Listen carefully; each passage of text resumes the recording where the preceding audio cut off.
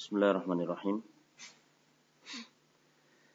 Alhamdulillah wassalatu wassalamu ala Rasulillah wa ala alihi wa sahbihi wa mawala. Wa asyhadu an la ilaha illallah wahdahu la syarikalah. Wa asyhadu anna Muhammadan abduhu wa rasuluh. Salawatullah wassalamu alaihi wa ala alihi wa sahbihi ajmain. Wa man tabi'ahum bi ihsanin ila yaumiddin. Wa sallama taslima mazida, amma ba'd. Pada pertemuan yang lalu kita telah menjelaskan ayat yang ke-262, 263 dari surat Al-Baqarah terkait orang-orang yang menginfakkan hartanya, membelanjakan hartanya pada pos-pos kebaikan yang mereka tidak mengiringi infaknya dengan hal-hal yang bisa membatalkan infaknya, seperti mengungkit-ungkit pemberian atau menyakiti orang yang diberi. Orang yang ketika berinfak terbebas dari ini, terbebas dari hal-hal yang membatalkan infaknya, maka mereka akan mendapatkan pahala yang besar dari sisi Allah Subhanahu wa taala. Kemudian disebutkan bahwa ucapan yang baik dan memaafkan kepada orang yang minta-minta lebih baik daripada seorang bersedekah namun diiringi dengan menyakiti. Seorang ketika mengucapkan ucapan yang baik kepada orang yang meminta-minta, misalnya seorang mengatakan bahwa maaf untuk saat ini ya saya belum bisa memberi karena keterbatasan, insyaallah suatu saat kalau saya ada rezeki Bapak datang, insyaallah saya akan beri. Ucapan yang baik ini lebih baik daripada seorang memberi tapi diiringi dengan menyakiti. Misalnya seorang memberi, kemudian dia mengatakan, ini yang pertama dan terakhir. Setelah ini kamu jangan lagi ke sini. Saya tidak ingin melihat wajahnya kamu. Nah, seperti ini, memberi namun diiringi dengan menyakiti.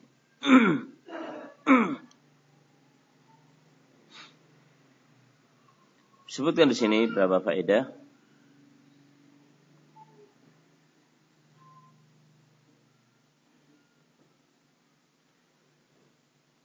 Qaulun ma'ruf ay ta'riful qulub wa la tunkiruh. Ucapan yang baik, yakni yang diketahui oleh hati dan tidak diingkari oleh hati, dianggap baik oleh jiwa dan tidak dianggap mungkar. Wa yadkhulu fi dzalika kullu qaulin karim. Masuk di sini semua ucapan yang mulia. Fi idkhalus surur ala qalbil muslim. Yani ucapan yang padanya ada memasukkan kebahagiaan pada hati seorang muslim. Ucapan yang padanya memasukkan kebahagiaan pada seorang muslim. Ini umum sebenarnya, bukan hanya ucapan yang ma'ruf, ucapan yang baik. Ketika seorang tidak bisa memberi harta kepada orang minta-minta, tidak hanya ini, umum. Ucapan yang baik mencakup ucapan yang memasukkan bagian pada seorang muslim. Seperti yang Nabi alaihi wassalatu wassalam lakukan ketika beliau menjenguk sahabat Sa'ad ibn Abi Waqqas ketika sakit keras. Nabi datang, Nabi mengusap wajahnya atau jidatnya dan perutnya. Seraya Nabi mengatakan, Allahumma shfi Sa'dan. Allahumma shfi Sa'dan. Ya Allah, sembuhkanlah Sa'ad ibn Abi Waqqas. Orang sakit, orang yang sangat butuhkan perhatian. Jika seorang menjenguk orang sakit itu saja sudah merasa diperhatikan, merasa mendapatkan sentuhan kasih sayang dari orang lain. Lebih jika diiringi dengan doa dan harapan-harapan kesembuhan dan semisalnya, ini tentu akan lebih baik lagi. Wa yadkhulu fihi raddus sa'il bil qawli al jamil wa du'a lahu. Demikian pula masuk pada kalimat ucapan yang baik, yakni ucapan yang padanya memasukkan kebahagiaan.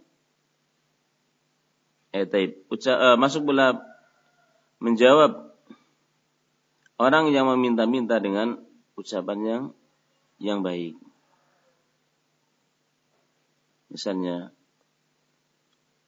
seorang belum bisa memberi,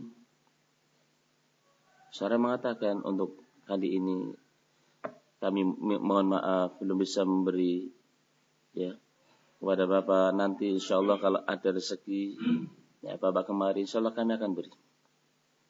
Ya, semoga Bapak dilancarkan rezekinya misalnya. Ini ucapan yang baik. Adanya juga ada doa. Wa maghfiratun, dan memaafkan orang. Liman asa ilaika bitarki muakhadatihi wal afi anhu. Memaafkan orang yang berbuat jelek kepadamu dengan tidak membalasnya dan dengan mengampuni kesalahannya. Wa yadkhulu fihi al-'afwu 'amma yasdur min as-sa'il mimma la yanbaghi. Memaafkan di sini masuk pula memaafkan orang yang meminta-minta yang bisa jadi muncul darinya sesuatu yang tidak pantas. Meminta-minta, mengetuk pintu sampai 100 kali ketuk terus. Kan kita sebenarnya gak seneng. Ya. Atau dia ngetuk pintu bentar sekali. Sampai mungkin ada catnya yang ambrol ya kan. Sudah, nggak usah kita kemudian marahi peminta-minta tadi. Sudah, kalau kita yang beri. Nggak usah kemudian diperkarakan. Kenapa kamu sampai mengetuk pintu saya sampai ambrol ininya, catnya? Nggak usah diperkarakan. Terlalu panjang loh seperti itu. Fal qaulul ma'ruf wal maghfirah khairun minas shadaqah allati yatba'uha adha. Ucapan yang baik dan memaafkan kesalahan itu lebih baik daripada seorang bersedekah namun diiringi dengan hal yang menyakiti. Contoh hal yang menyakiti, seorang dia memberi tapi dia mengancam bahwa ini yang pertama dan terakhir, setelah ini saya tidak ingin melihat ya wajahnya kamu. Ini misal dia memberi tapi dia menyakiti.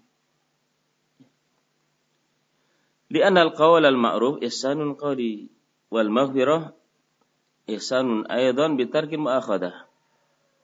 Karena ucapan yang ma'ruf adalah bentuk berbuat baik dengan ucapan. Dan memaafkan juga bentuk berbuat baik dengan tidak menghukum atau membalas orang lain.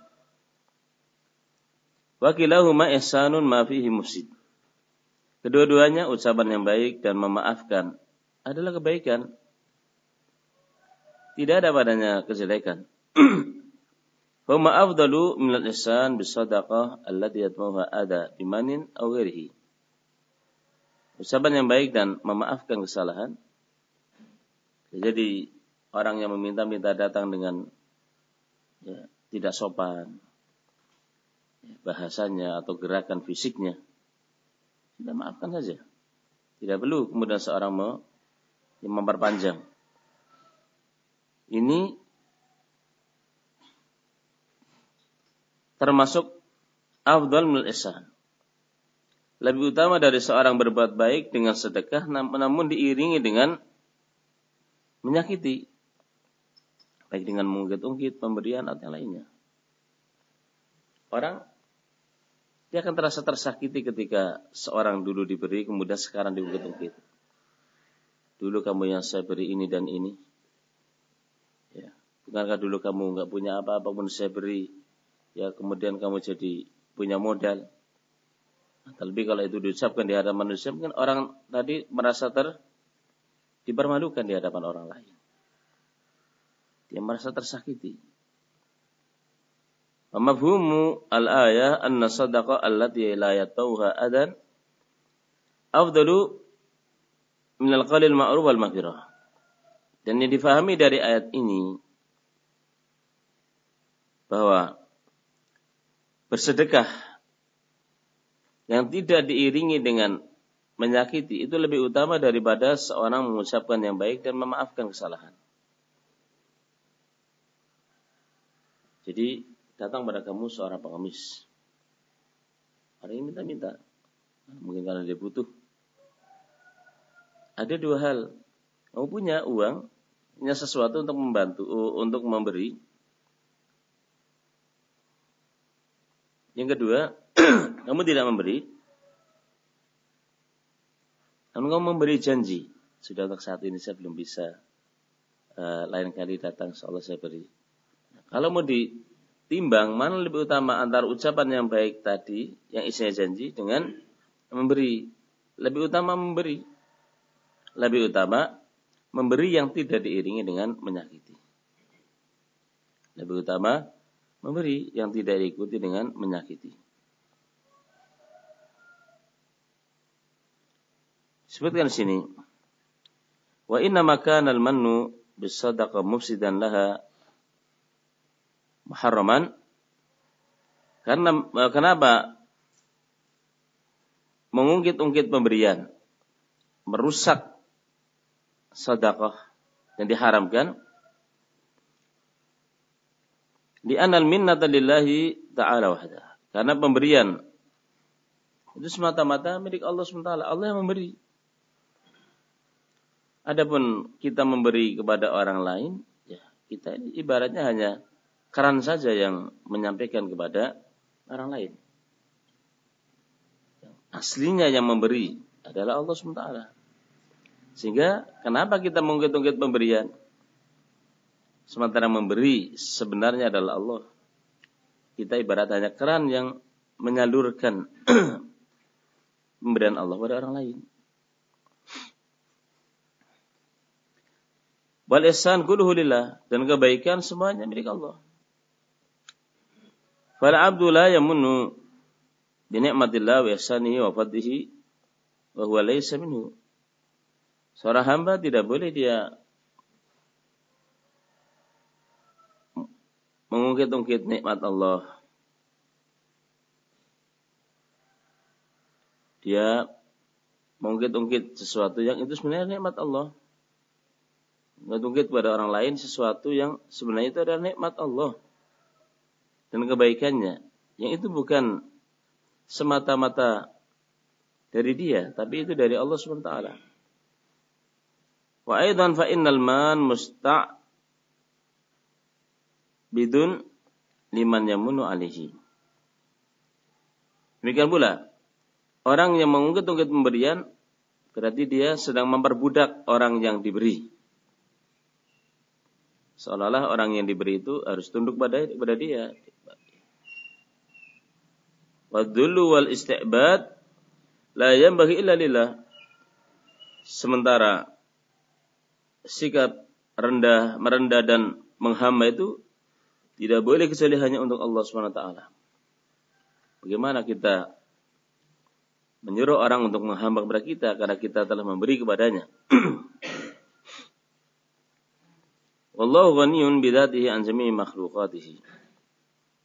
Allah SWT Maha Kaya zatnya, tidak butuh kepada makhluknya. Aku la muftaqira ilaihi bidzati bi jamil halat wal aqad. Seluruh makhluk butuh kepada Allah dalam seluruh kondisi dan waktu. Fasadaqatukum wa infaqukum wa ta'atukum ya'udu maslahatu wa ilaikum wa naf'uha ilaikum. Sedekah kalian, infak kalian, dan ketaatan kalian semuanya kemaslahatannya kembali kepada kalian. Manfaatnya kembali kepada kalian. Allah tidak butuh kepada sedekah kalian. Wallahu ghaniyun anha. Allah tidak butuh kepada ibadah kalian. Wa ma hadza fa huwa halimun. Sudah seperti ini, Allah SWT Maha Penyabar.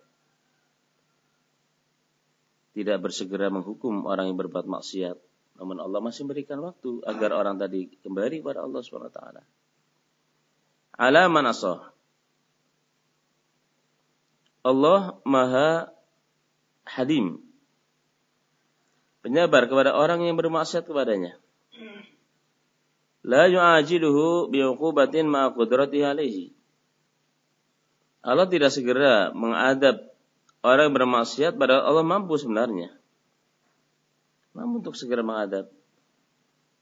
Walakin rahmatuhu wa ihsanuhu wa hilmuhu yamna'uhu min mu'ajalatihi lil-'asi. Namun sifat rahmat Allah, sifat penyabarnya Allah menghalangi Allah dari bersegera menghadap orang yang berbuat maksiat. Bal yumhiluhum wa yasrif lahumul ayat la'allahum yarja'una ilaihi wa yunibuna ilaihi. Bahkan Allah SWT memberi tangguh waktu pada mereka. Dan Allah menjelaskan kepada mereka ayat-ayat semoga mereka kembali kepada Allah.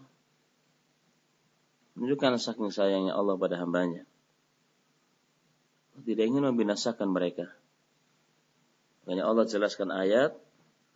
Allah SWT memberi waktu pada mereka agar mereka kembali kepada jalan Allah Subhanahu wa taala. Wa yunibuna ilaihi, dan mereka kembali kepada Allah. Fa idza alima ta'ala annahu la khaira fihim wa la tuhni anhum al-ayat wa la tufidu bihim al-masulat anzala bihim iqabah wa harramahum jazila thawabihi. Dan jika Allah tahu bahwa orang tadi yang ahli maksiat yang telah diberi oleh Allah tangguh, tidak ada kebaikan padanya dan tidak bermanfaat bagi dia, bagi mereka ayat-ayat, tidak bermanfaat bagi mereka kisah-kisah yang telah lalu, tidak mengambil pelajaran, barulah Allah menurunkan siksanya dan Allah cegah mereka dari mendapatkan pahalanya. Ayat terkait dengan masalah ini menunjukkan bahwa kemaksiatan terkadang melebur ketaatan. Sebagaimana amal soleh terkadang menghapus dosa, demikian pula terkadang ada dosa yang itu justru membatalkan amalan. Contohnya, seorang mengangkat suara di hadapan Nabi. Jadi sebab amalan seorang itu batal. Menunjukkan bahwa kemaksiatan dia bisa menghapus kebaikan. Kemaksiatan bisa menghapus dosa. Menghapus ketaatan. Kebaikan bisa menghapus dosa, dosa bisa menghapus apa? Ketaatan. Sebagaimana firman Allah SWT, innal hasanat yudhibna as-sayyi'at. Kebaikan akan melenyapkan dosa. Wudu misalnya dilakukan oleh seorang muslim akan menghapus dosa-dosa kecil yang dilakukan. Namun kemaksiatan juga bisa menjadikan amal seorang batal. Ketika Aisyah radhiyallahu anha mendengar bahwa ada seorang sahabat, masalah Zaid bin Arqam, melakukan transaksi yang padanya ada riba.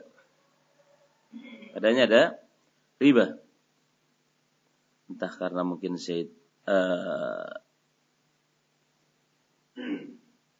bin Arqam tidak tahu atau bagaimana, Aisyah katakan pada dia bahwa Allah membatalkan hijrahnya. Dia tidak berhenti dari muamalah, lupa namanya, Al-Arqam atau Zaid bin Arqam. Ketika ada seorang sahabat yang dia bermuamalah, transaksi yang padanya ada ribanya, Aisyah mengatakan, beritahu dia Kalau dia tidak berhenti, Allah batalkan hijrahnya. Amalan hijrahnya tidak ada manfaatnya. Ini menunjukkan bahwa kemaksiatan bisa menjadikan amal saleh yang besar bisa menjadi gugur. Bisa menjadi batal. Dan ini yang paling dikhawatirkan. Jangan seorang sudah letih, sudah capek beramal, kemudian sia-sia. Dia batalkan dengan kemaksiatan, dia batalkan dengan menggugat pemberian, dia batalkan dengan kemusyrikan, atau hal-hal lain yang membatalkan ibadah. Sehingga ayat-ayat seperti ini jadi pelajaran bahwa amal salih yang dilakukan oleh seorang hamba hendaklah dia jaga dari hal-hal yang bisa menguranginya, bahkan bisa membatalkannya. Bayangkan kalau seorang dia memiliki tanaman yang bagus, pohon buah yang bagus, tumbuh di atas tanah yang subur, pohonnya rimbun, buahnya bagus. Tentu dia ingin kalau pohon ini terus seperti itu, rimbun, kemudian bagus buahnya. Pohon bisa jadi tanaman yang tadinya bagus, membuahkan, kemudian berubah menjadi tanaman yang kering, gersang. Tidak membuahkan buah apapun, bahkan dahan dan rantingnya pada rontok. Ketika seorang tidak merawatnya, ketika seorang membiarkan pada pohon tadi penyakit-penyakit yang bisa merusak pohon tadi, mengapa amalan-amalan bisa menjadi rusak ketika seorang hamba tidak memperhatikan mufsidatul a'mal, tidak memperhatikan perusak-perusak amalan. Padahal Allah SWT memerintahkan hambanya untuk menjaga amalannya. Allah mengatakan wala tubtilu a'malakum. Janganlah kalian membatalkan amal-amal kalian. Kalimat la tubtilu a'malakum, janganlah kalian membatalkan amal-amal kalian, yakni dengan pembatal-pembatal amalan. Bukan kemudian seorang dia misalnya puasa sunnah, kemudian ingin batalkan, enggak boleh. Oh, bukan. Dia puasa sunnah, kemudian ada tamu, kemudian kalau kamu tidak ikut makan, tamu tadi tidak nyaman, ya kan? Udah kamu batalkan boleh. Kalau kamu sudah salat sunnah, ibu kamu manggil-manggil terus, batalkan saja salat sunnahnya. Jawab panggilan ibu.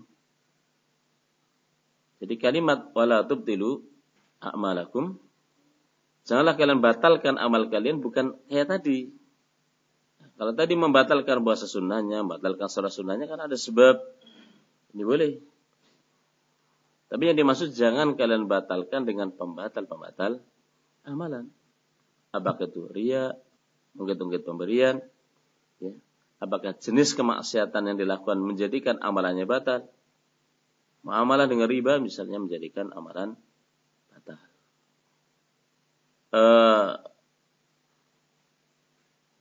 Seorang melakukan kemusyrikan menjadikan amalannya lebur, amalannya batal. Dimaksud dengan janganlah kalian membatalkan amalan kalian, ini dengan pembatal-pembatal amalan. Bukan membatalkan amalan karena ada sebab untuk membatalkannya. Seorang sedang puasa qadha, kemudian dia hari itu harus safar bepergian misalnya. Kemudian dia batalkan, tidak mengapa. Tidak mengapa. Karena ini qadha. Kemudian safar juga salah satu kondisi yang seorang diberi rukhsah, keringanan oleh syariat. Tapi insyaallah kita lanjutkan pada kesempatan datang. Wallahu taala alam bissawab. Subhanakallah bihamdika asyhadu an la ilaha illa anta astaghfiruka wa atubu ilaik. Assalamualaikum warahmatullahi wabarakatuh.